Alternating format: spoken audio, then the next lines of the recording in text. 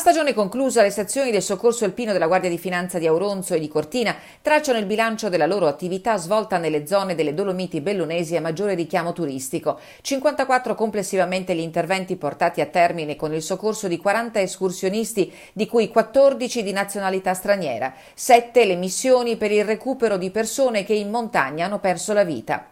Gli interventi si sono spesso svolti in scenari operativi oltremodo ostili, pareti rocciose di elevatissimo grado di difficoltà per l'arrampicata, ghiacciai e sentieri d'alta quota, talvolta in condizioni meteorologiche particolarmente avverse e in orari notturni. Le missioni hanno visto il soccorso alpino delle Fiamme Gialle in campo sui versanti delle Tofane Cinque Torri e nel comprensorio delle Tre Cime di Lavaredo, talvolta travalicando anche i confini regionali.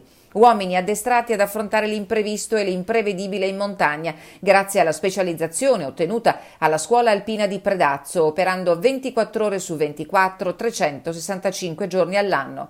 Professionisti che anche la scorsa stagione hanno collaborato fattivamente con le altre forze in campo, soccorso alpino e speleologico, con le quali è stato siglato un protocollo d'intesa per il coordinamento del servizio di soccorso alpino nel territorio della Regione Veneto.